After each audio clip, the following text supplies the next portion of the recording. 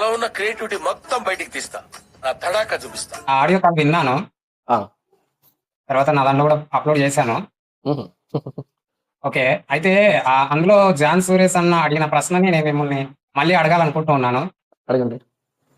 అదేంటంటే మ్, వాక్యము మ్, మాకొక్కడికి మాత్రమే తెలుసు, ఇంకెవ్వరికీ మ్, తెలియదు మ్. అని అన్నారు కదా! అవును చాలా చోట్ల అన్నారు ఈ మాట. చాలా ఇంటర్వ్యూస్ లో కూడా మీరు అవును అన్నారు. అవును అవును అన్నాను బ్రదర్, ఇంకా కూడా అంటారు. గుర్తుపెట్టుకో, తర్వాత మాట్లాడుకుందాం. ఓకే. ఓకే.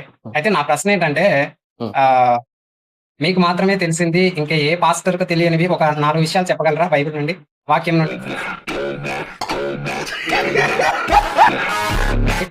ఓకే, చెప్తాను వినండి.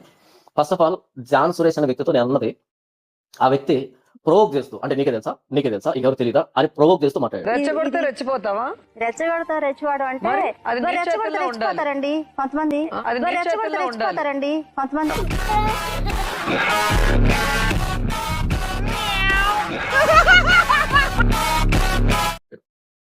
బ్రదర్ జాన్ సురేష్ అన్న గారి గురించి వదిలేయండి. ఆయన ఆయన గురించి నేను ఫస్ట్ నేను ఆఫ్ ఆల్ అడగలేదు. నేను చెప్పేది వినండి. ఫస్ట్ ఆఫ్ ఆల్ నా ఆన్సర్ పూర్తిగా విను, ఓకే. పూర్తిగా విను ఆన్సర్. అది మీకు అర్థమైతే మరొకసారి మళ్ళీ చెప్తాను, ఇబ్బంది. ఫస్ట్ నేను ఫినిష్ కావాలి నేను చెప్పేది. ఓకే, అంటే ఇక్కడ జాన్ సురేష్ గారి టాపిక్ వద్దంటున్నాను నేను. నేను మరలా చెప్పాను, ఆయన జాన్ సురేష్ జాన్ నాకు సంబంధం లేదు. నేను చెప్పే విషయం ఫస్ట్ వినలేదు. Okay, okay.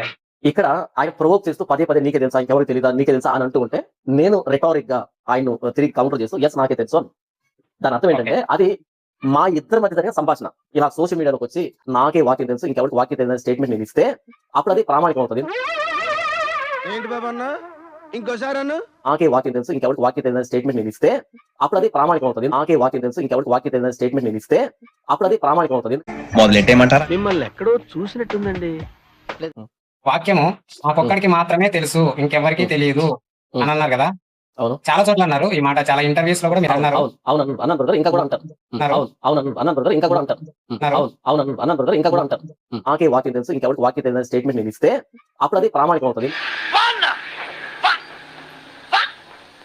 షేడ్స్ ఉన్నారా నీలా?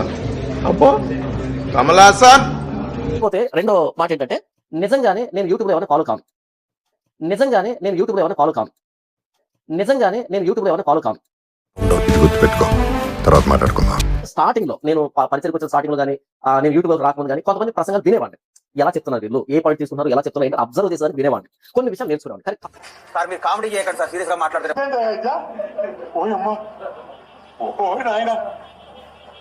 ఏంది